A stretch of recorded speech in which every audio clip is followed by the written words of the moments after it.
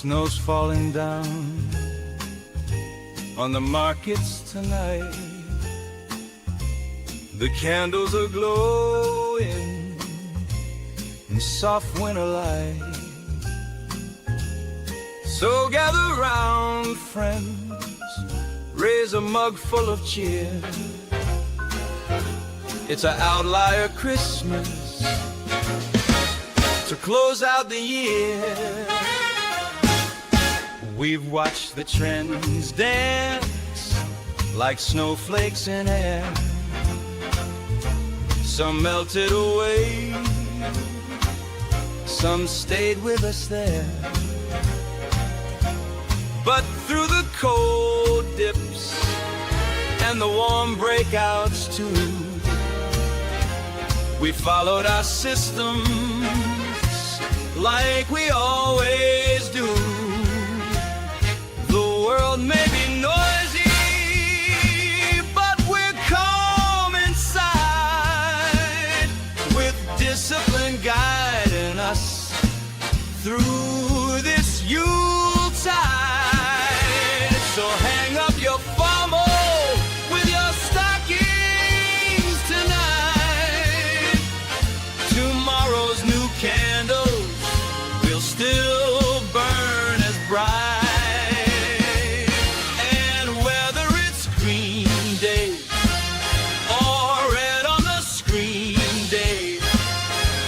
Trading with heart and a plan that don't sway.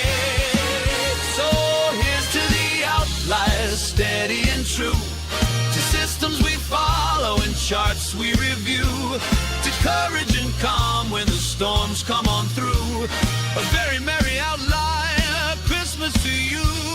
Here's to the learning, the patience we grew, to good trades and bad trades that taught us anew. We celebrate progress in everything we do. A very merry outlier Christmas to you. Now Chris gave us lessons wrapped up like gifts. Some carried us gently, some gave us a kick. We learned from each pullback, each breakout, each move, that nothing can trend till the move finds its groove. And maybe the market will jingle tomorrow, or maybe they'll wobble with holiday sorrow. But ours is a rhythm no chaos can shake, a plan we believe in, decisions we make. So light up a fire and sip something sweet. Be proud of the mindset you've strengthened each week. For snowfall may cover the world in disguise, but the trend's still the trend if you look with clear eyes. So here's to the outliers, steady and true, to systems we follow and charts we review, to courage and calm when the storms come on through. A very merry outlier Christmas to you. Raise up your glasses, we're toasting to you, to every new habit and mindset breakthrough. Here's joy for the journey and gains overdue. A very merry outlier Christmas to you. Snow's falling down and the year's almost through. Merry Christmas, outliers, from me unto you.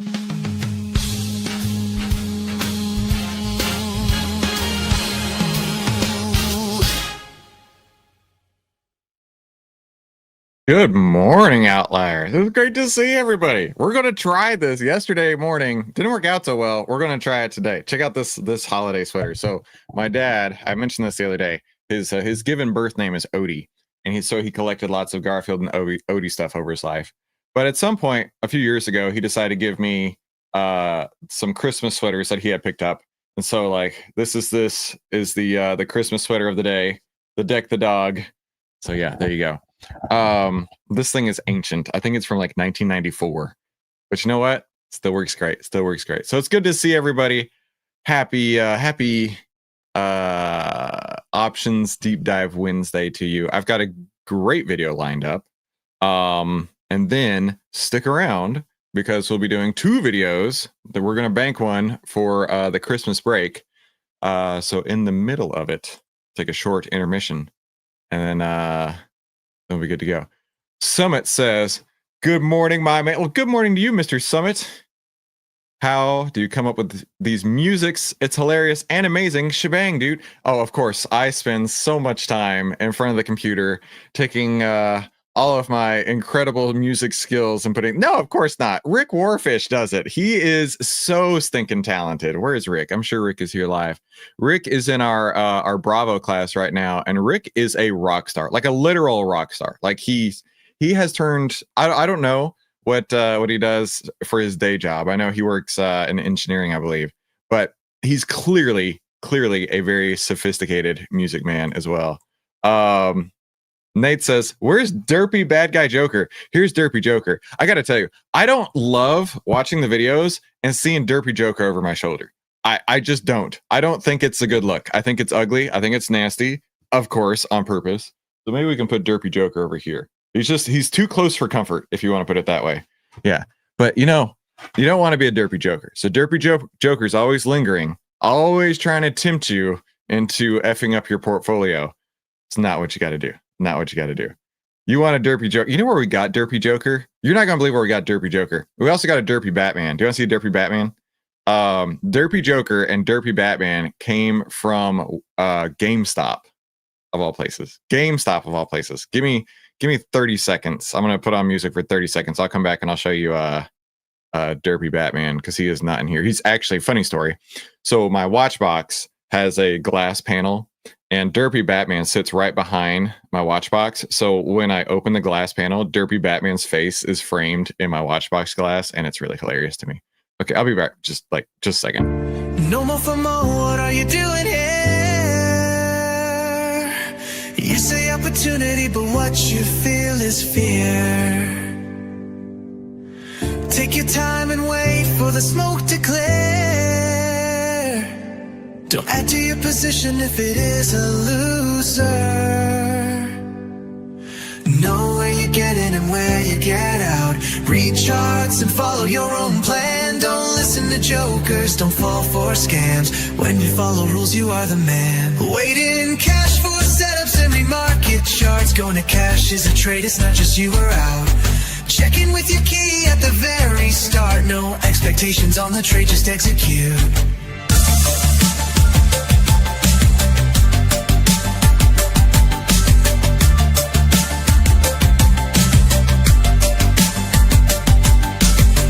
Your position now to get your ticket. First remove all doubt so you can run with it.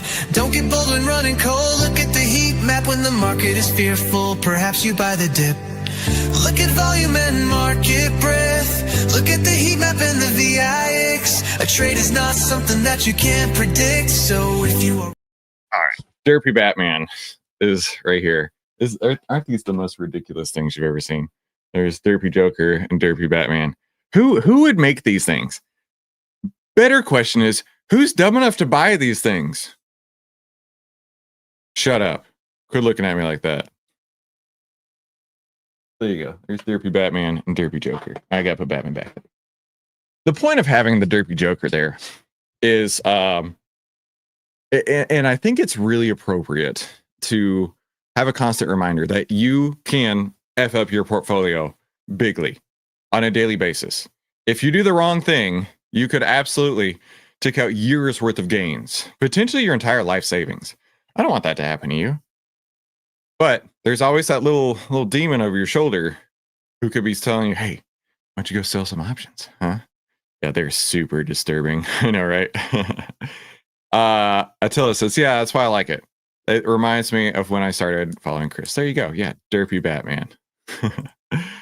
It could be Fugler's brand. I don't know. It is Fugler brand. Yeah, you're right. There you go. So if you want to find it, by all means, go Google up Fugler Batman, Fugler Joker, and then you'll find Derpy Batman and Derpy Joker. Okay. I gotta show you the funniest part though. When we got this, right, Batman's got his shorts on, and like they're pulling off one day, and then he's got a little butthole. How ridiculous is that? Come on, really? Anyway, yeah, totally. Yeah, they went to the same dentist. The guy with the Porsche saying to buy AMD while it's going down is the Derpy Joker. No, it's not a Porsche, it's a Ferrari. It's a Ferrari. Anyway, let's watch this video. I don't know if we've watched this in the past. I don't think we have, but we may have. It popped up on my my YouTubes as I was doing research, and I was like, you know what? I think this is honestly a great video because it's titled "Why You Will Probably Lose Money Trading Options." And I'll be very honest with you. If you don't know what you're doing, you're probably going to lose money trading options, right? I did. I lost buttloads of money trading options when I didn't know what I was doing. And because of that, I'm trying to help you.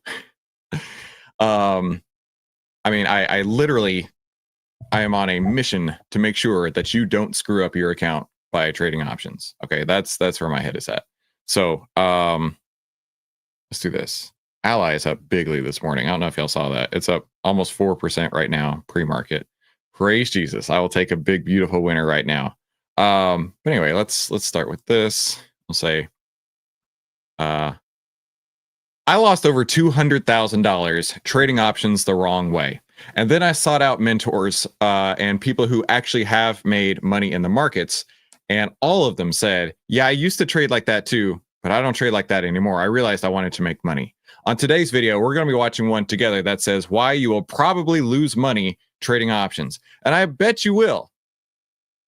But are you going to let that hold you down?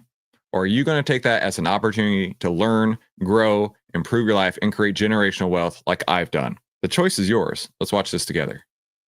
Before I start the video, I want to address an error made by Patrick Boyle, who, other than this oversight, I generally have tremendous respect for. In a recent video, Patrick portrayed me as being shorter than Tony Robbins. Tony Robbins is 6'7". I'm 6'10", 6'11". Holy crap, are you actually 6'10"? With hair. Patrick, please do your research. An options trader, well, a carpenter who successfully traded options for a while in British Columbia, incredibly turned $88,000 into $415 million between 2019 and 2021. But by 2022, his account was worthless. He's suing. Hold on. Taking 88,000 to not 4 million, not 15 million, 415 million. Holy moly. And then back to nothing. Holy moly. That is devastating. I couldn't imagine what that would be like. I will never imagine what that's like because I'll never let that happen. Holy Pozzoli. In 2021. But by 2022, his account was worthless. He's suing RBC and an accounting firm for not having given him better financial planning advice. Right. Listen, as a random guy on the internet, and people say it's all my fault when they sell their SoFi shares. I get it. It's never your fault. No, it's my fault that I'm such a genius and I turned 88,000 into 415 million. I'm the genius. But it's RBC's fault. It's that bank's fault. It's that person's fault for letting me lose that money. It's their fault that I lost the money. It's, of course, my fault that I won the money. Like a child. That lawsuit is not what I want to talk about, but I will mention that caution is always warranted when taking financial advice from a bank. Banks will sell you bank financial products. What I want to talk about is retail options trading, also known in some circles as degenerate gambling. I'm Ben Felix, portfolio manager at PWL Capital, and I'm going to tell you why trading options is a loser's game for most retail investors most of the time. Options are financial contracts. Now, here's the deal. For most people, most of the time, okay? For normal people, most of the time, not for outliers, right? I've done the hard work. I have found all the ways to lose trading options. I guess haven't figured out how to speak, though. I figured out all the ways to lose trading options. I am trying to show you how to win trading options, okay? That is my passion. I love options. That is my specialty. Now, you can still go out there and be a derpy joker like this guy and F up your account royally by not listening to random guys on the internet like me. Or go and listen to other random guys on the internet. But I have found the ways to not win. I have found the ways to blow up accounts. And you know what I did? I stopped saying, started saying, maybe I should stop doing that and do the literal opposite of what I was doing before. And maybe I'll start winning. And lo and behold, I started to win. So I don't want that to happen to you. But unfortunately, what's going to happen is a lot of you, I'm going to tell you what to do. In fact, I was having this conversation with my parents last night. We went to a little Christmas concert. My son was playing his Barry sax in the Christmas concert. It was brilliant. I don't know how these 8th graders are as talented as they are. I was never anywhere close to that talented when I was in 8th grade. But we're having this conversation. I was like, you know, I talk all the time about the right way to trade. And yet people still want to go rogue. And people still want to be like, well, he doesn't know what he's talking about. And then they go lose all kinds of big money. And they come back and they're like, oh, wait, maybe Chris was right. Yeah, I'm trying to shortcut your success. I am trying to shortcut your success. You can choose to listen or not, but I'm trying my very best to shortcut your success. That's up to you to listen. Contracts that give the option holder the right but not the obligation to buy or sell a set quantity or dollar value of an asset at a fixed price by a set date. They are useful tools for many reasons, and the technology and its underlying mathematics have arguably revolutionized the economy and changed the world.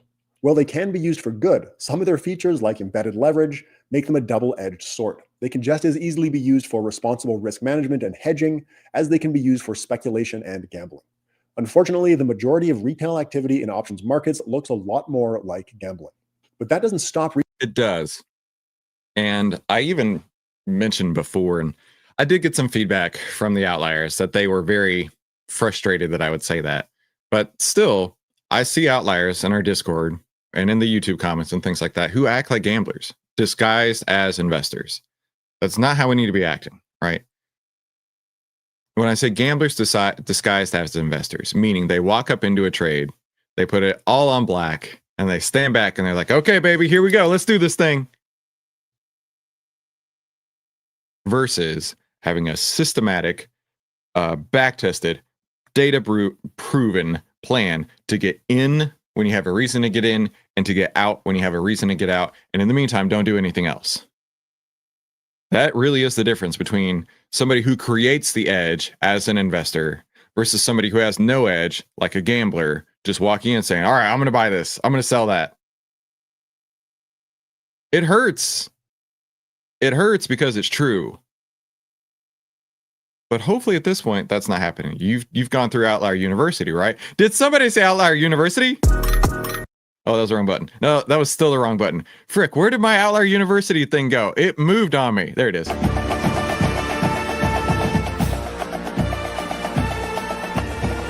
Are you ready? Let's go!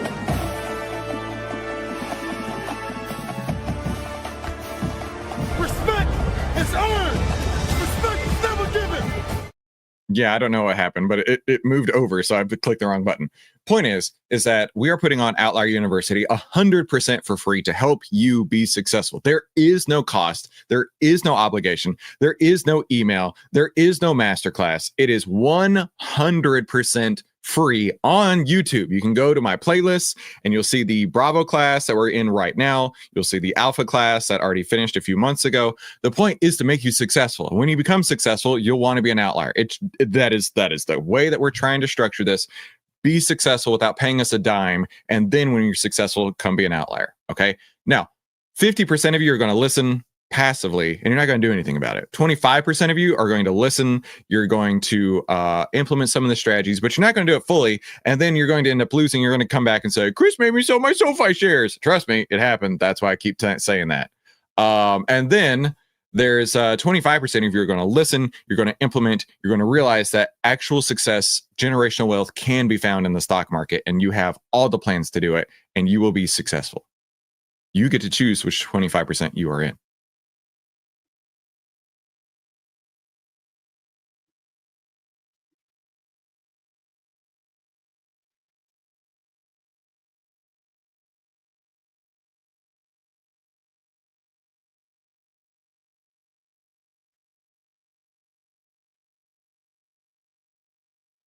I do think the ease of online trading and the gamification have really contributed to this. Of course, it makes sense, right? When it costs you like $1 to execute your trades, or even free to execute your trades, it's a lot easier than when my dad was trying to trade years and years ago. He told me that it would cost him, $50 in commission just to execute the trade, right? When Mark Minervini started trading, in fact, he and I talked about that. It was, oh man, did I just turn off the sound? My bad. I have to do that when the OVTLYR University thing runs, because elsewise it echoes the sound. As a professional YouTuber, I've screwed up once again. That's what I do best. Point is that the cost of entry is so low now, the ease of entry is so easy now, that a lot of people treat it like gambling. It's just the truth. All right, just the truth. Yeah, I get it. Come on, people, give me a break. Professional YouTuber at work. Trading to retail investors. Some combination of commission-free trading, high profits for brokerages, financial influencers, easy online trading and gamification, and the meme stock phenomenon have come together to turn retail trading into a large part of the options market. There are incredible stories, like the RBC client, at least on the way up, and Roaring Kitty, the guy behind the GameStop saga, that make trading to extreme wealth seem possible. This is probably not a good thing. Experimental research suggests that when people observe successful traders, they increase their own risk-taking. That research placed participants... Okay. So I actually like this idea. Observing successful traders increases your own risk-taking. You can observe every single trade that I put on for years on YouTube. It is 100% for free. All the receipts are on YouTube. My compound annual growth rate over the last 4 years is over 44%. Now, does that mean I win every trade? No, of course not. But over the course of years, I've created amazing amounts of wealth. In fact, this year, I'm still up about 40% just on this year, which is pretty cool. That's falling right in line with the average, but it is what it is. Now, next year, when I'm entering and hopefully dominating the US Investing Championship with all of our other outliers who are going to sign up, every single trade that I put on in the US Investing Championship will also be here on YouTube. But that doesn't mean that every single trade that I take is going to win. It is a fact that I will be planning on losing 43% of the time.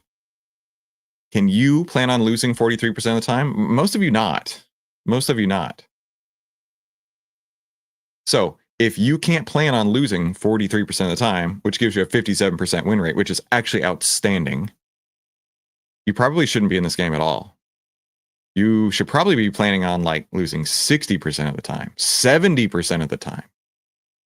What do you mean, Chris? I don't want to lose 70% of the time. I want to win 70% of the time. I'm going to go out and I'm going to sell those options, because then I'll win 70% of the time. Well, you got to look at the risk and return here, right?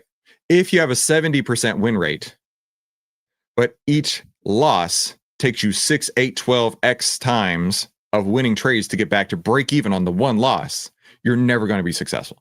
Mathematically, it has negative expectancy. It's not going to happen.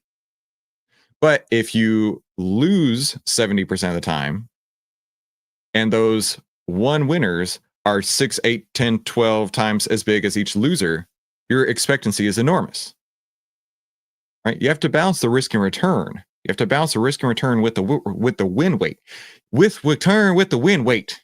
Once you can balance all that together, even though you can't say it correctly, then you can find a huge amount of success in the market. Into a trading environment with a starting amount of capital and allowed them to trade over 2 trading rounds. After the first round, participants in the experimental condition were shown the performance of the top 3 participants, while those in the control group were not. The authors find that traders exposed to their top performing peers tend to take more risk, trade more overall, and be less satisfied with their own results. The same thing happens online in real life. Successful traders post their wins for everyone to see, making it seem possible for everyone else watching. And successful traders who are honest, like we are here on this channel, post their losses as well. Social influence and comparison are likely part of the problem, but it doesn't help that retail-focused trading platforms promote options trading to their customers, often pretty aggressively. I've seen ads that make trading options sound easy, smooth, and smart in an effort to compel users onto an options trading platform. This is no mistake. Retail options trading is profitable for the brokerages facilitating it. Brokerages promote options trading to their customers as a way to boost profit potential, but I wonder whose profits they're really talking about. In reality, retail options traders have lit huge... Have you ever heard of the book, Where Are the Customer Yachts? That is a book. I've not read it. I've only heard of it. Where are the customers' yachts? Meaning, the brokerages make it so easy to get in and be part of the game, but yet, if the game works so well, why don't all the customers have yachts? Y'all ever heard of that? Type a 1 in the chat if you have heard of this book or read this book. Type a 2 in the chat if not, if this is the first time you've heard of it. I probably want to read this over the Christmas break. Huge amounts of their own money on fire by trading. Actually, while Ben Felix is talking here, I'm gonna pull out my phone on Amazon. I'm gonna order it right now because I do want to read it. Options. For example, a 2023 paper in the Journal of Finance estimates that the aggregate portfolio of retail investors lost $2.1 billion from November 2019 to June 2021. $2.1 billion. That's nothing. Oh, here you go. $12. I'll have it by tomorrow.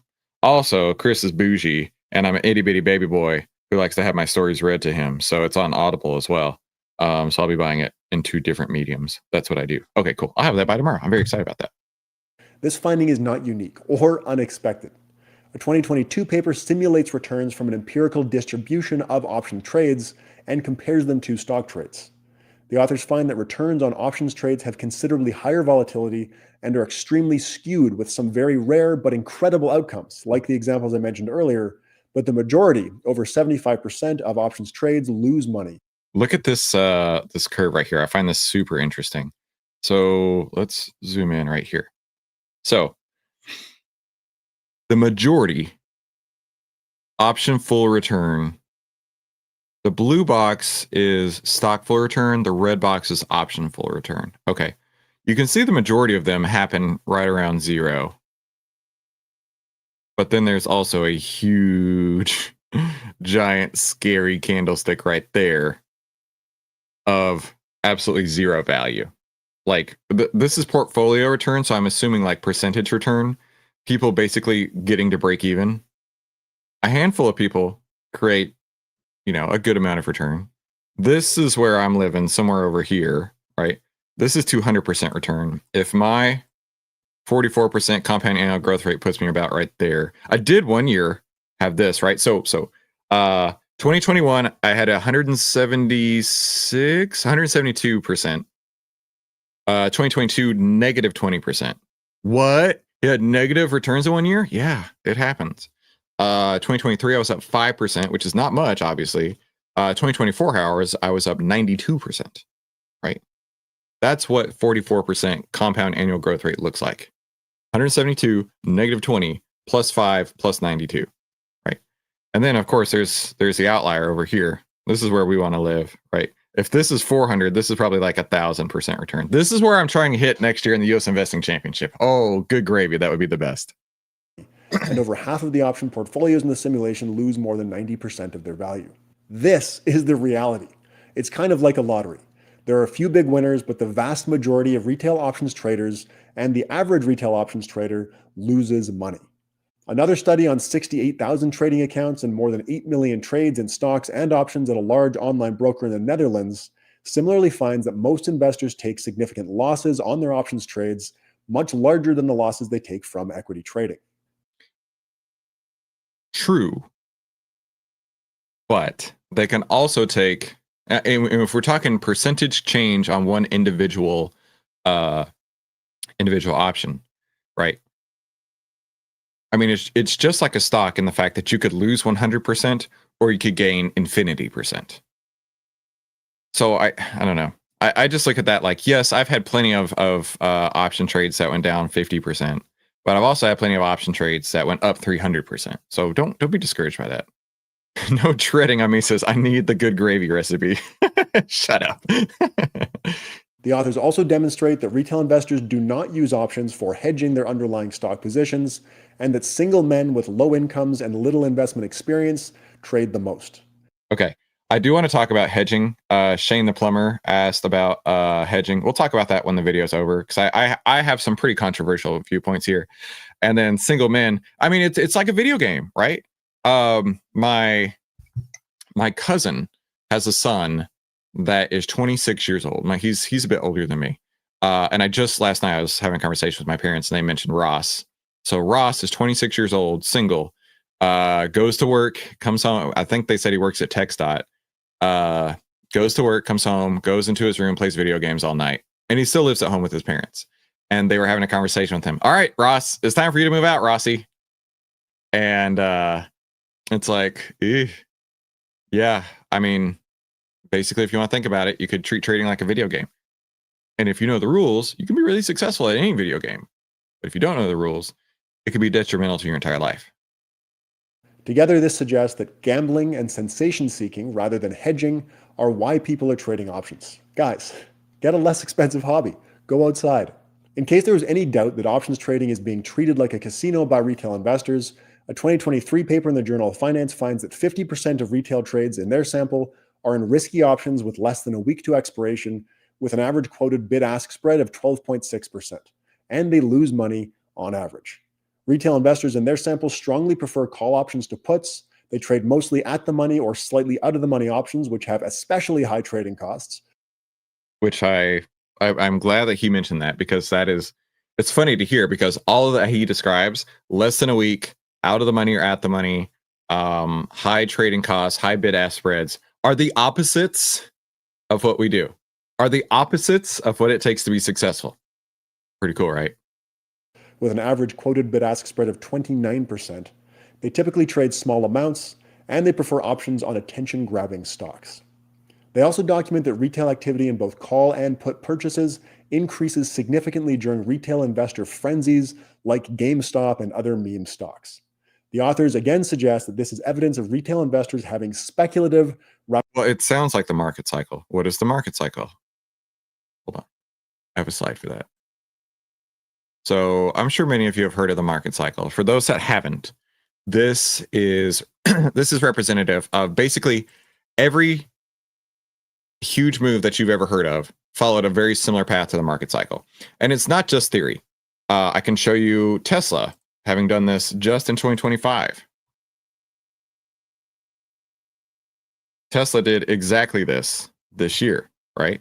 Where it round tripped this huge big move. And this is what gets people excited, right? This has happened so many times. It happened all the way back in like the 1300s or whatever with the tulip mania. Okay. This pattern repeats over and over and over because it's real. It is not theory. But what happens is most of the people buy right here at the top, right here at the thrill euphoria stage. They have no exit plan. They have no exit plan. And then when it gets down to the bottom, down here, that's when they sell. That is why over and over and over and over, people blow 90% of their accounts in the first 90 days of trading because of this. This is exactly the reality of trading. Your job is to run it up and then get out of the way. This is why I say all stocks are bad, but every once in a while they act right, right? This stock is a bad stock, but it definitely acted right. Your job is to identify when it's acting right and get in and let that dude run, rather than hedging motives behind their trades. A 12.6% or 29% bid-ask spread is a very high transaction cost to overcome. But the high cost of retail options trading will not always be obvious to the retail trader. Brokerages promote zero or low commissions on their options trades, but those explicit costs are only one component of the cost of trading. A 2022 study using a data set from the NASDAQ stock market finds that retail investors display 3 wealth-depleting behaviors when trading options. They overpay for options relative to realized volatility, they incur enormous bid-ask spreads, and they sluggishly respond to announcements. These behaviors translate to losses of 5 to 9% on average and 10 to 14% for high expected volatility announcements. A 2021 study on the South Korean options market shows that retail investors generally prefer simple option strategies which provide directional exposure to the underlying asset. That's where I live. Simple option strategies that provide exposure to the underlying asset. And I didn't make that up on my own. In fact, Larry Height, one of the original market wizards, the first ever portfolio manager to manage $1 billion, taught me that strategy. Okay. And some of you choose not to listen, but whatever, you do you. And they tend to lose on their trades. Even the top 30% of retail investors lose money in the options market in the South Korean sample. Options trading platforms have more recently started offering complex multi-leg options. A 2023 study finds that retail trades in complex options return negative 16.4% over 3 days on average, with losses increasing with... Okay, I have to do this real quick. Iron Condor. This is the strategy that broke me. This is the strategy where I thought I was a genius, and I'm trying to find a representative one. This is the strategy where I thought I was a genius because the stock could move up, it could move down, or it could go nowhere, and I would profit no matter what. It's only if it had a big move to the upside or big move to the downside where I'd get hosed. Guess what happened? Over and over and over again, huge moves to the upside or huge moves to the downside. I still had an 84% win rate. 84% win rate, baby. Yet, why is my account down $200,000? Hold on. 84% win rate. Negative $200,000. Something doesn't add up here. What didn't add up here was the risk that I was taking. I didn't understand the risk that I was taking. And what he just said, I want to go back to that. Complex leg options. A 2023 study finds that retail trades in complex options return negative 16.4% over... Complex trades, multi-leg trades, returned on average negative expectancy. Why? Because the amount of money you can make is 6, 8, 10x less the amount of money that you can risk. Now, trust me, I understand the sexiness of this. I still see it on a daily basis. Some person who doesn't know how to trade coming onto the YouTube platform and being like, here's an opportunity to get to scam the mess out of some people, right? I'm going to tell them that if they do iron condors, because this happened to me, that the stock can go up, it can go sideways, or it can go down, and they're going to profit no matter what. Then they'll pay me $1,000 for this course that I'm going to offer. And then I'm going to make so much money from these idiots. It's such a sexy proposition. And I'm going to make so much money from them. Oh, I can't wait to be such a millionaire, not from trading, but from the people who they scam into thinking that this is the best way to trade. I'm here to tell you, if anybody is telling you to sell options, run as fast as possible. Because, as Cindy Wahoo, one of our Bravo students, says, it breaks the golden rule of leverage. Putting yourself in a situation where you can lose more than you can make. And even with an 84% win rate, you can definitely lose a lot more than you can make. For 3 days on average, with losses increasing with complexity. The findings suggest that retail investors may not fully understand the risk-return trade-offs in complex option strategies, and that they're lured in by leverage and the potential for lottery-like payoffs.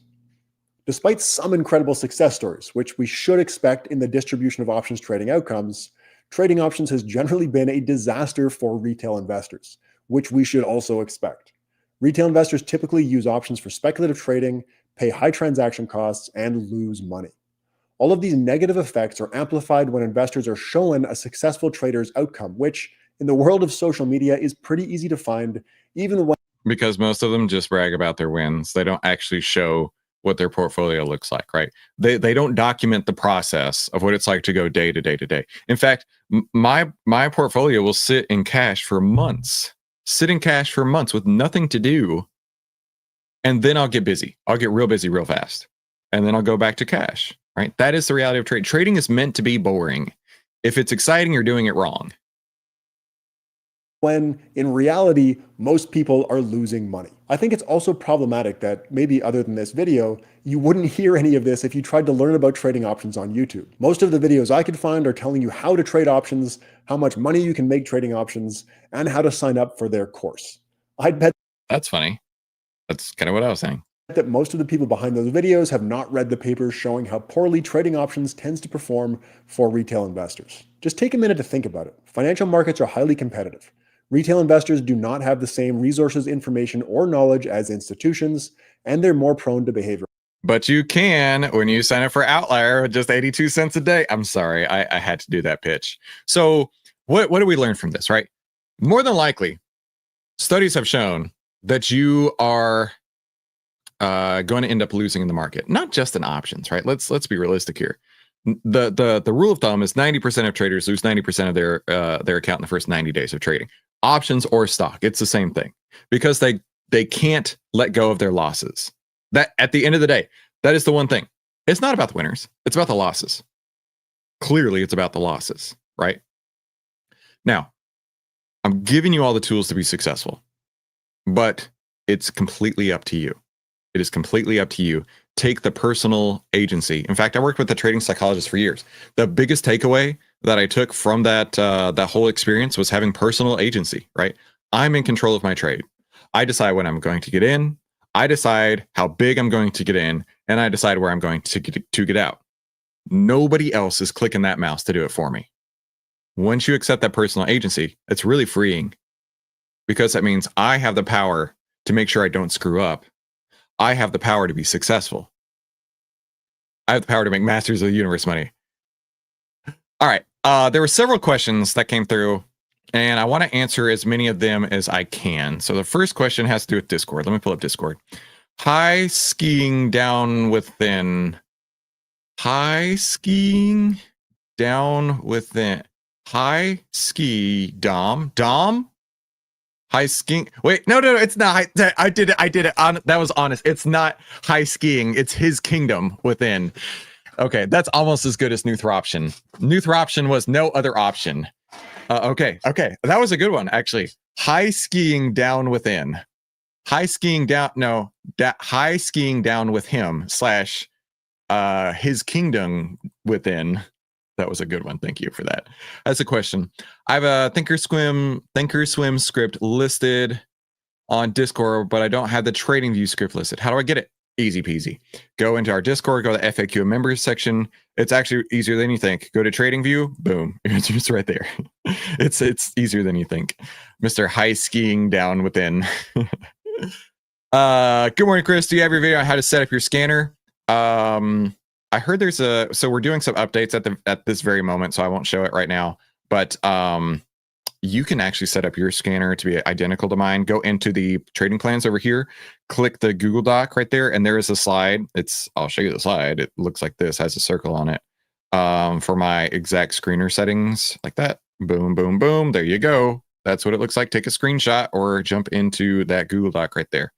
Shane the Plumber says, when developing your plan in the early days, did you ever hedge your trades? So I don't like the idea of hedging. At some point, I'm sure I did, but let's talk about why. Let's say that, in fact, let me see if I can Google this. So hedge long stock with put options. Let's see if there's a good image of this.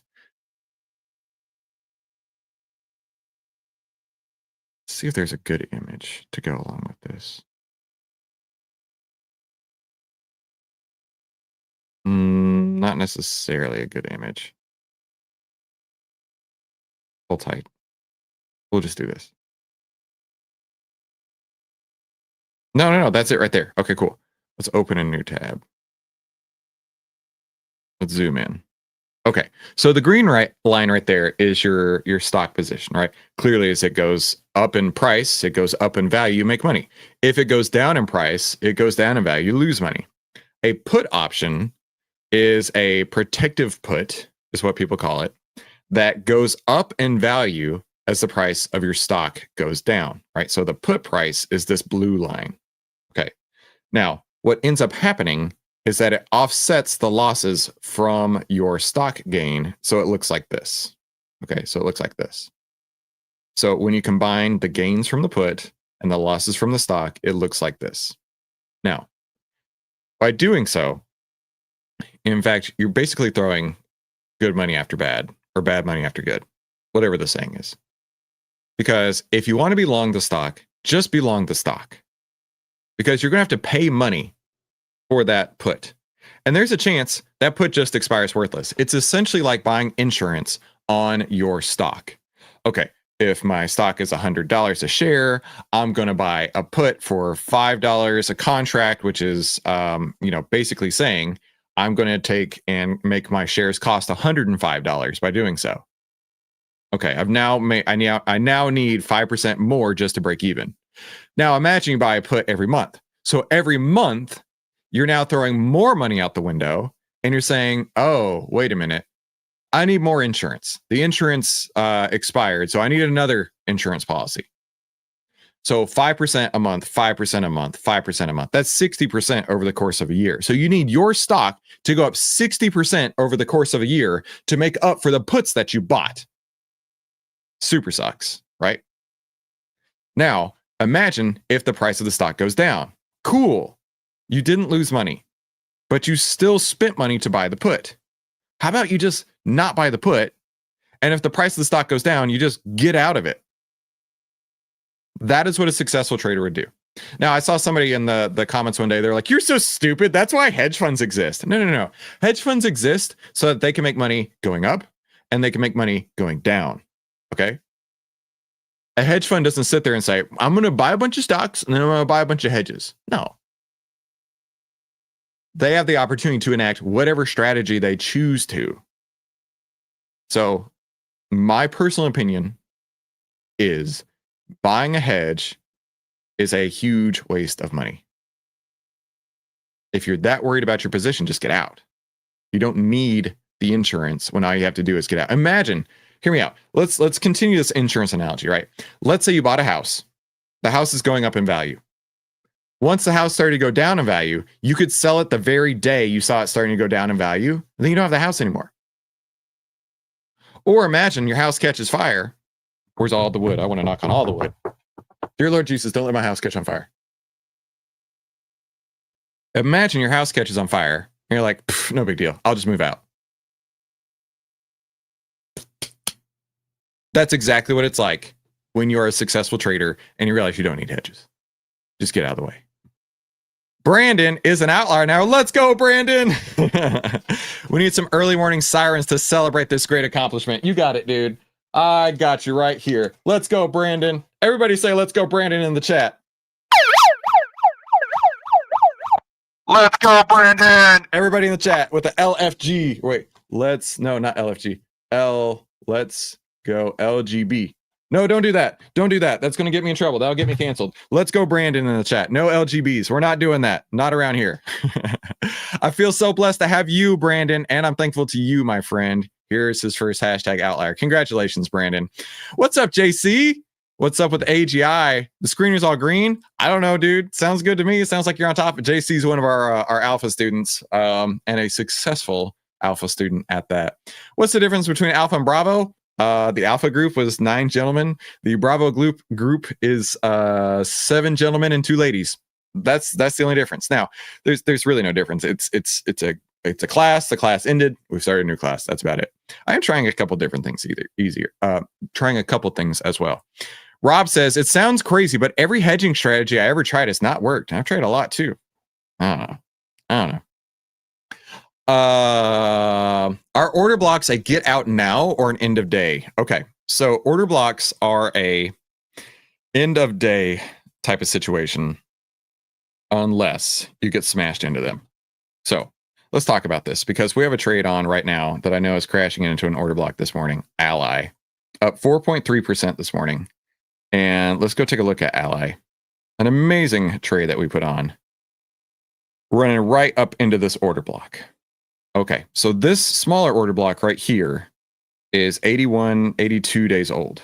In my trading plan, and this is what I care about, is following my plan. In my trading plan, I'm looking to exit if it hits an order block at least 120 calendar days old. Okay? Now, this one right here, I would ignore. But right on top of that dude, double stacked on it, is another order block. And this one is 935 days old. 935 days. And you can see it's already hit it and wicked back down. So the way that I trade this, and I'm not going to deviate from my rules, and I've already marked on the chart where that old order block is at. When it runs into it, I will set an emergency exit midday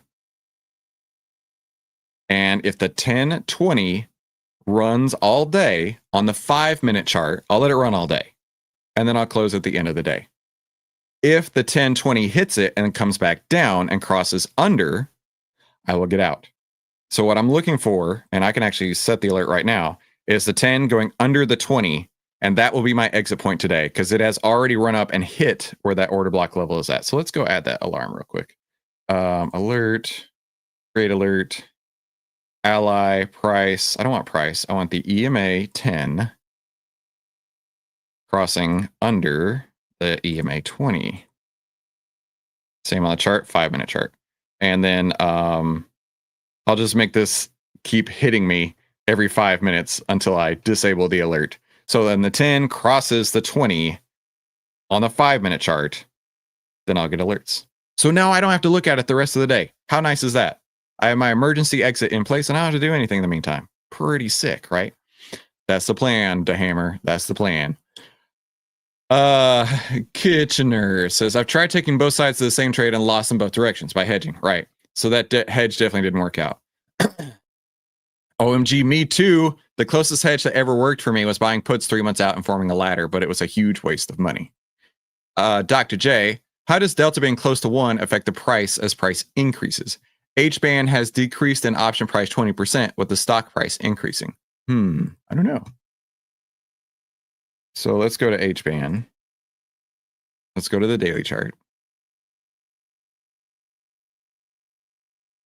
So without getting like into your portfolio, I'm not 100% sure what you're seeing on your end, but how does delta being close to 1 affect the price as price increases? So delta means that for every dollar the price of the stock goes up,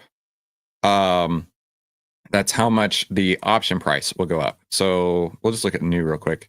So in this case, the 72 delta goes up 72 cents for every $1 move in the underlying stock. So 100 means it's going to move 1 for 1 with the stock. Jake Kling says, so Chris, maybe I don't fully understand. Did I take out a HELOC, put it on SoFi, and then go pick up my Lambo? That is exactly what we teach. I've made 2,500 videos here on YouTube documenting when I got the HELOC, when I bought SoFi, and all the colors of Lambos that I bought that are now parked around my Lambo-shaped pool. Yes, exactly, Jake. Have you guys done any back testing regarding stocks that are over the 1020 but under the 50? So at least, so we've done extensive back testing. The 10 over the 20 price over the 50 works every time because it's math. Now, don't get it confused. That doesn't mean that every time it happens, it's going to be a giant winner. Tesla's a perfect example. I like to show this example over and over and over because this happened once with a small win, once for a break even, and once with a giant win. Okay. The 10 went over the 20, price went over the 50, 3 different instances with 3 totally different outcomes. Most of the positions will be closed as the options will expire next week. Yeah, I'll be rolling my stuff starting maybe today. We'll see. What does this mean? The following order is expected to place the account into a concentrated position with PNR inside the EPR. I have no idea, my friend. I would ask Google or ChatGPT. I don't know what that means. Jamie, in the last week prior to expiration, if I roll the position once and roll the position is just short of break even, but the overall position is up, should I roll out or exit? That's up to you. So let's talk about this, right? 1 week to expiration. This is what the checklist I'm going to go through starting probably today. And for sure by Friday, any options that I have that expire next Friday, I will be out of without a doubt. Is the position already profitable? If no, just close it. It didn't work out and that's okay. But now a lot of people won't. They'll be like, but, excuse. No excuse. Follow your plan. Is it already profitable? Yes. Can you roll out for a credit? I add out right here. Can you roll out for a credit? You're going to have to do roll out and up. If no, you got to close it. If yes, then you just roll. You roll from, it's actually not that hard. I'll show you what it looks like. So let's go here. Let's say that we're going to roll Zion, roll and we go over to the options grid for Zion. And okay, in this case, we're already in January, but let's say that we wanted to roll out in time. We're not going to be able to roll from strike to strike, from same strike to same strike into the future, because it will cost more, because there will be more extrinsic value. So if we were to roll from strike to strike, that would be a debit of 30 cents. So we take on 30 cents more risk. I don't want to take on more risk. I want to reduce risk. Now, that's why I say you can't roll strike to strike. You have to roll up and out. So let's say we roll from the 52s to the 55s. Then we're rolling out in time. So it has another month to work. And we're taking a credit of $1.30 in this case. So yeah, that reduces your risk and gives you more time. That's the goal here. That's the goal here. Let's see the next question. How do I calculate my ATR to know when I should roll in my position? Does the deep thought script do that for me? So ATR is actually pretty simple. Just go into TradingView, go to, and this is important because there's a million ATRs. You don't want to use any of these ATRs. The only one you want is the original ATR that's in the technicals. Go average true range. Okay. That's saved as one of my favorites. When you add it, it's going to show up at the bottom down here. Hang on. This is not ATR. That was one that Carol was using that she showed me in class yesterday. And then that does all the calculation for you, of course. And when I put this line here, what is this? Tesla. The ATR of Tesla was 2004. So the volatility, the average true range over the last 14 candles, that's default, that's just what I use, was $20. Now the average true range is $16. So it's come in by about 25%. So the volatility has come down by 25% or so, which means you actually could take a 25% bigger position and have roughly the same amount of risk as you would have just a couple of weeks ago. Pretty cool, right?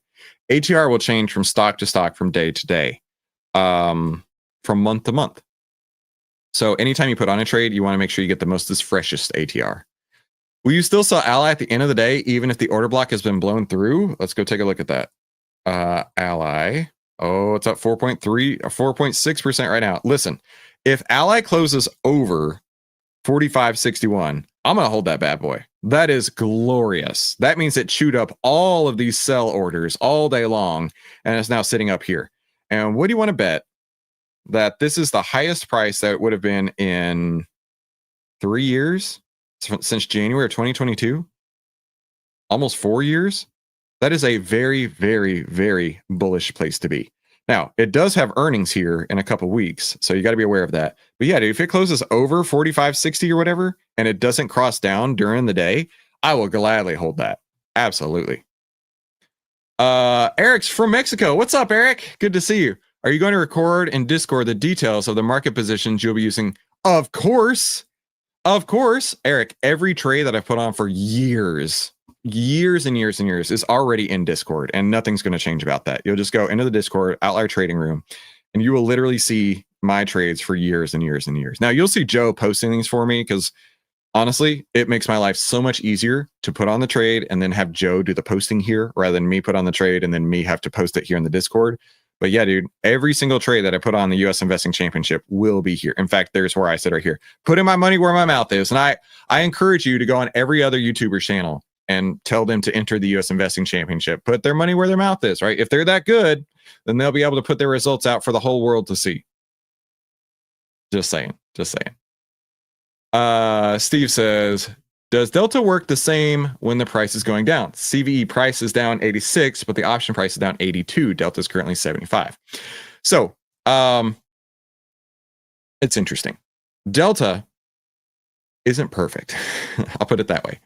The price of the option, in theory, should change by the price of the Delta. But we've all seen it, right? We've all seen it. We've all seen it where a stock is running, it's up bigly, and you're actually getting greater than an 80 cent for every $1 change. And we've also seen it where it's gone down and you're losing more than 80 cent, right? That's the ballpark you can get. And there's nothing better we can do about that. But it's a really good question, though. That's something actually I measured for several months. Is there a difference between the bid ask important when rolling if we get a debit? Do not ever get a debit. If you're doing Narcillian, Mr. Narcissist. The plan is to reduce risk. If you roll for a debit, you have added risk to the trade. If you've rolled for a debit, you've done it wrong.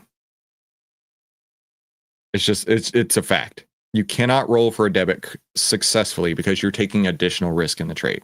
So it does matter quite a bit. When you're near expiration and have to roll out and up, are you still looking for the 80 delta? Yeah. I mean, delta is fungible. I like 80 as like, imagine you are, you're throwing darts. 80 delta is somewhere on the board, right? But I could also move up to the 90. I could also move down to the 70, and I'm still on the board. Does that make sense? It doesn't have to be perfectly 80. When you roll out and up, are you still only rolling if the delta? Yeah, there you go. Exactly. Precisely. Yes. All right. Thank you guys so much for letting me hang out with you this morning. Don't forget to sign up for OVTLYR for 82 cents a day. And if you're ready to save time, make money, and start winning with less risk, click one of these two buttons, and we'll talk soon. Okay. We're going to take a short intermission. So the Tesla service people. So I own a Tesla Model Y Performance. It's amazing. Having a little bit of warranty work done, and they actually come to you. They do house calls. It's so sick. They're going to show up here in the next 30 minutes or so, between 9:30 and 10:30 Central Time. So there's a chance that I might have to deal with that, but I need to make another episode for Christmas time. So we're going to do a very short intermission, and then we're going to get on to the next video. I don't think it's super long. That video wasn't super long, but I had a lot to say. So let's do this video real quick. Short intermission, coffee break. A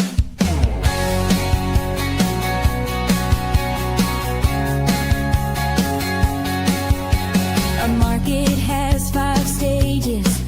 Ride the waves, don't sink in cages. The 80% is where you'll thrive. Forget the peaks, just stay alive. Count a trend, it pulls you down. Small losses flip this trade in town. Every trade's a class you take. Confidence grows with each mistake. And when the charts are green and full of flame, stay sharp, don't play emotional games. Stick to your plan, the line is thin. Manage the risk and you'll begin.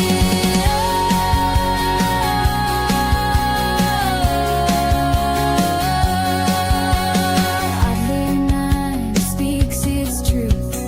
Patterns whisper through the roof. Master the dance between red and gold. The dreams and the discipline you hold. Patience is your undercover key. Timing's everything in this symmetry. Don't chase the hype, don't let it blind.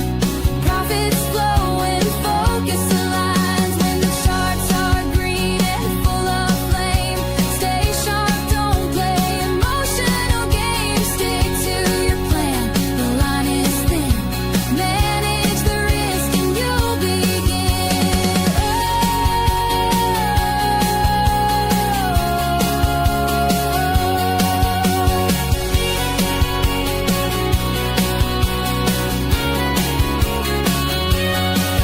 When the charts are green and full of flame, stay sharp, don't play emotional games. Stick to your plan, the line is thin. Manage the risk and you'll begin.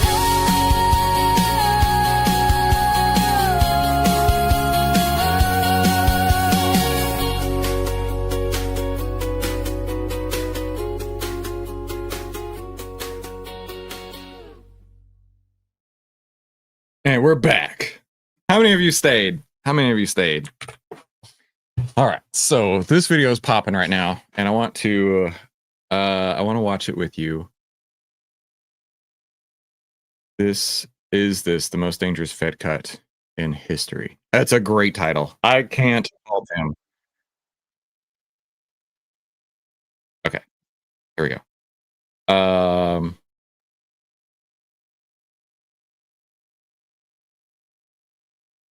So I don't know Ross Gibbons. I feel like he and I would get along, though. I see a lot of similarities between me and him. I also know that he has a fancy watch like I do. At least he wears it in his videos. But yeah, I think Ross and I could hang.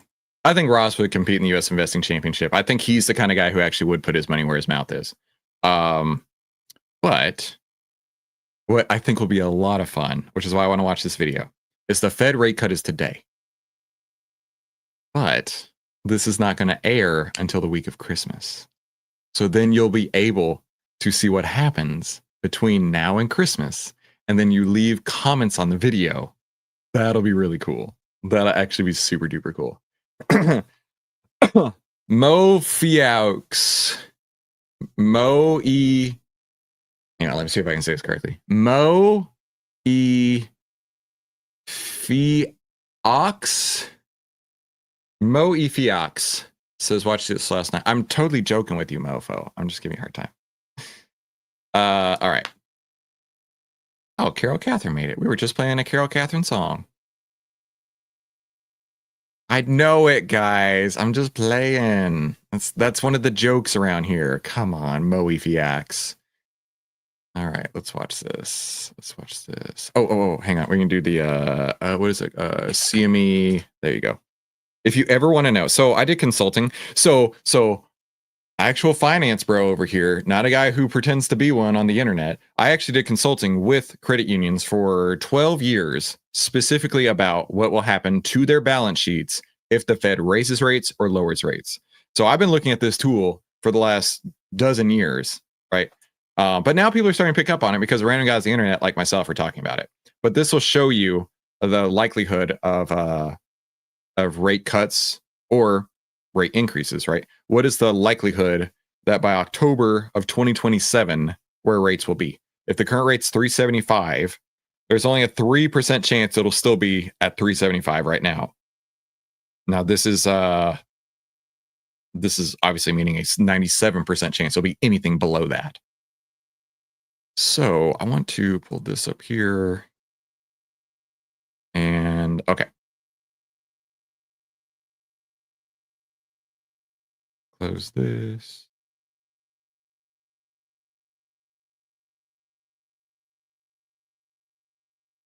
There we go. Like a professional YouTuber. All right. So is this the most dangerous rate cut in history? This chart right next to me says that the Fed is going to cut rates with 90% certainty today. Today is December 12th. Now, here's what's fun about this. We are intentionally airing this about 2 weeks after the Fed makes a rate cut to see if this actually is the most dangerous Fed cut in history, which is the title of this video we're going to watch together from Ross Evans. Let's see. Now, what I want you to do is leave comments below on this video, particularly on this video, to let me know what happened over the last 2 weeks. I don't know. I can't see the future. Let's see what he has to say. History is being made. The Fed is gearing up to cut rates for the third time in 2025, and the S&P 500 is still sitting just beneath its all-time highs. That's 3 rate cuts in a year without a major recession, without a financial crisis or a pandemic or anything dragging down the economy. They are cutting rates into good times, something we almost never see. And every time the Fed has cut rates while stocks were near highs, they went up the following year. The S&P 500 has risen by an average of 13. Hang on. I do want to add a little context to this because you can actually add this onto your chart in TradingView. You can add in the Fed funds rate and you can see side by side, right? What's really, I love this, by the way. This is something I only learned about this year. I wish I'd known about it sooner. But you can zoom out and the this line right here is the Fed funds, and then the SPY is the stock chart below it, right? So a lot of the common theory is that if the Fed raises rates, stocks go down. That definitely did not happen right here. The Fed raised rates, stocks went up the entire time. If the Fed lowers rates, stocks go up. Well, that definitely held true here. They lowered rates and stocks went up. Okay. So I just find this super interesting when people want to make the correlation. I'm not saying Ross is making that, but that's the idea that if the Fed raises rates, stocks go down. I don't know what happened in 2016, 2017, 2018, and 2019, but it sure as hell looked like they raised rates while the market went up the entire time. That's what it looks like to me. That's what it looks like to me. Clearly I'm just a random guy on the internet. I don't know what I'm talking about, but that looks very obvious to me. So I don't want you to assume that if rates are cut or if rates are held flat, that means it will be a 100% positive correlation to your investment. Because, like, look right here, the Fed held rates flat and the market went down early 2025, and then it went gangbusters up after that point. Just a real thing. Just a real thing. 13.9% over the next 12 months. And at the same time, we're experiencing one of the biggest technological revolutions of our lifetime. Artificial intelligence is boosting productivity in ways we have not seen since the Industrial Revolution or the birth of the internet itself. But AI has a downside too. It's killing jobs. November payroll data revealed that we actually lost jobs last month. And job creation has been declining all year. The unemployment rate just hit 4.4%. So what happens when stubborn inflation, a cooling labor market, and the biggest technological boom in 2 decades all collide with a Federal Reserve that keeps cutting rates? Well, let's break it down. Now, on Wednesday, the Federal Reserve will execute its 3rd rate cut of 2025. And the reason hasn't changed. The labor market is cracking. For 4 straight years, the focus has been... Oh, that's interesting. He's using the Kalshi betting market. Okay. I mean, it's very, very similar to this, but it does track over time, which I like. Almost entirely on inflation, but that's only half of the Fed's job. They're also tasked with maintaining stable employment. Earlier this year, we learned that last year's jobs numbers were inflated. The government revised the report. Okay. Receipts are on YouTube.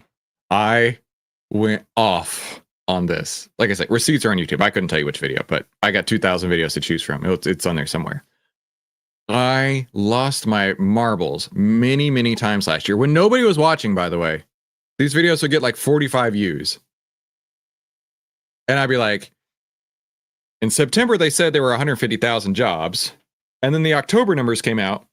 They revised down September by 150,000 jobs. And then October's numbers were 100,000 jobs. November would come out and they would revise down October by 100,000 jobs and say November was 200,000 jobs. This was a recurring theme where basically in month 1, it was X number. In month 2, they were like, oh, my bad. We didn't mean it. Actually not. But this month is definitely right. And then they would do it again and again and again. Previous administration when that happened, of course. But yeah. They ended up being off 911,000 jobs in 1 year by effing with the statistics over and over and over. Admitted that they overstated job creation by 911,000. Nearly 1 million jobs vanished on paper overnight. That's what started the cuts. And the data just keeps getting worse. So it's not that they vanished overnight, right? It wasn't like a huge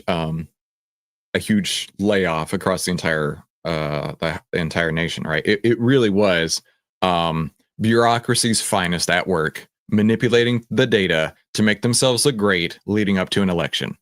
That is exactly precisely what it was. Politics aside, you can't doubt me on that, because when the election was over, they're like, oh, never mind. Oh, never mind.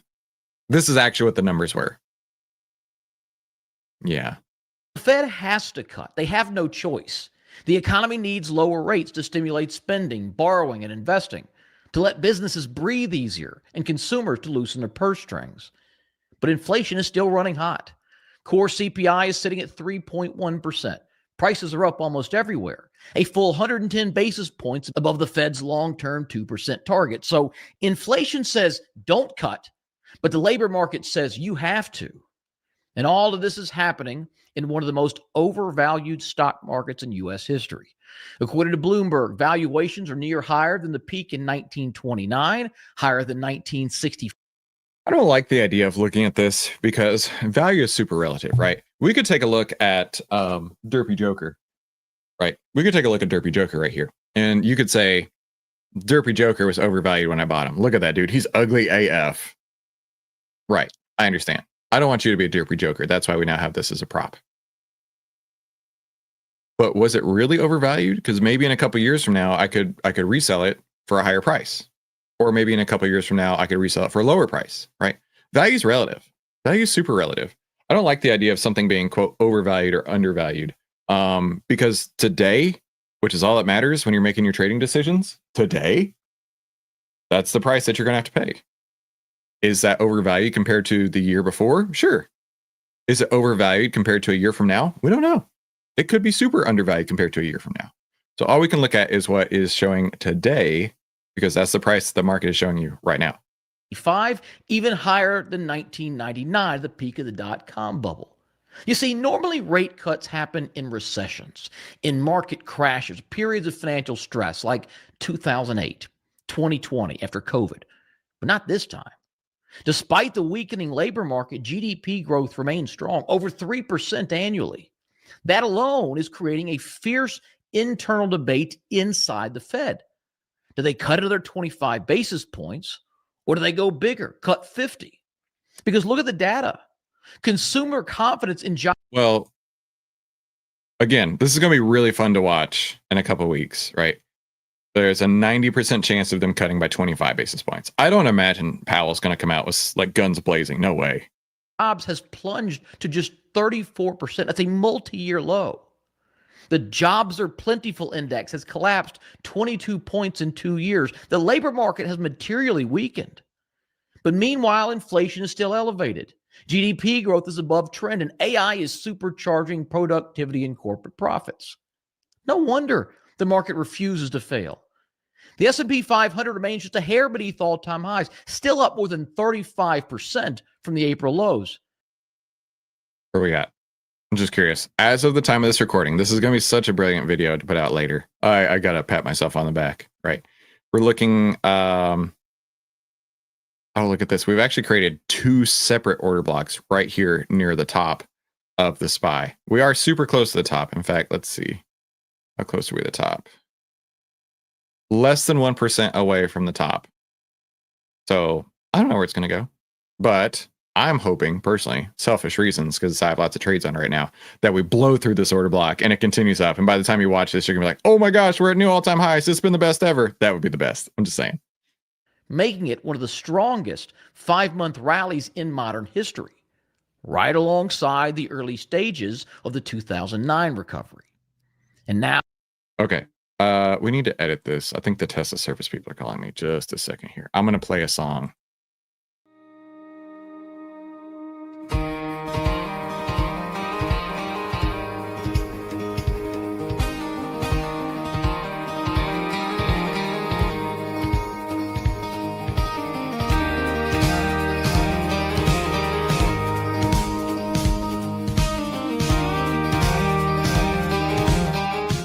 Okay, good news. The Tesla guy is going to be here in 5 minutes. Here's what we're going to do. I want to finish this video. I really do. I'm going to try and speed run this. It's only got like a minute and a half left. So let's see how much we can get done. Now another rate cut is about to pour gasoline on the fire. Yes, valuations are stretched, but it is nearly impossible to build a credible bear case when the backdrop looks like this. You have above average inflation. Yes, it drives up housing prices and food prices, but also stock prices, bullish. 3% GDP growth, bullish. A once-in-a-generation AI revolution, hyper bullish. 3 rate cuts with more on the way. Trump appointing a new Fed chairman, heads up. He's going to be super dovish. He's going to want to cut aggressively, bullish for stocks. We have $700 billion in annual capex in the tech sector. That stands for capital expenditures. The big guys, your NVIDIAs, your Meta, your AMDs, $700 billion a year they are spending on infrastructure, on data centers, all that money pumping into the economy. The Fed just ended its quantitative tightening program. We have $2 trillion in annual deficit spending. Now here, he's going to tell you all these great reasons, right? And also bearish reasons. You got to come up with your own plan. You got to come up with your own plan, whatever that plan happens to be.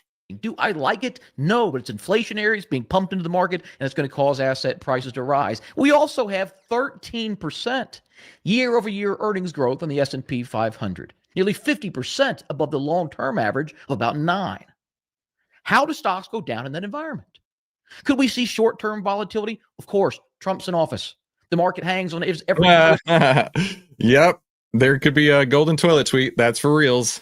Post. But long-term, asset holders are being rewarded and will continue to be. Gold knows it. Silver knows it. The housing market definitely knows it. Markets are pricing in what's coming.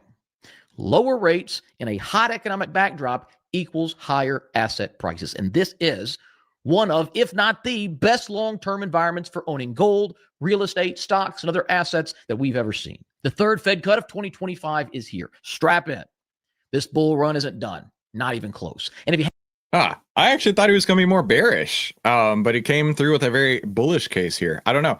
What did you expect? Let me know in the comments down below. Were you expecting to be bullish based on everything he said? That's a bit of a surprise for me. I thought he was going to come out very bearish here. But that's okay, right? Be sure you have a plan and follow that plan. So now what's going to be great is watching this 2 weeks from now on the replay, because now we can see what happens. Now, granted, fingers crossed, please, Lord baby Jesus, let us have a huge Santa Claus rally in the next couple of weeks. That would be amazing for my stocks. But anyway, if you're looking to save time, make money, and start winning with less risk, click one of these 2 videos and we'll talk soon. All right, here's what's going to happen. Tesla guy's not here yet. I thought that was him. He's going to be here any moment. I'm going to do another special live stream to go over the trading plan after he starts working. So I don't know how long it's going to be. I want to do it while he's working rather than waiting till he's done. So just be on the lookout for that in Discord, and we will talk later. All right, talk soon. See ya. Bye. Love you. Have a good day.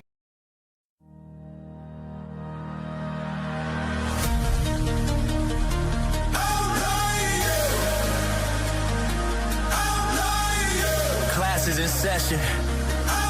Yeah, we're all outliers too. Grab your coffee, fire up the chart. 10 over 20, that's how we start. No panic trades, no gambler's path. Just like the turtles, we trust the math. Deep in the data, the signal's true. Save time.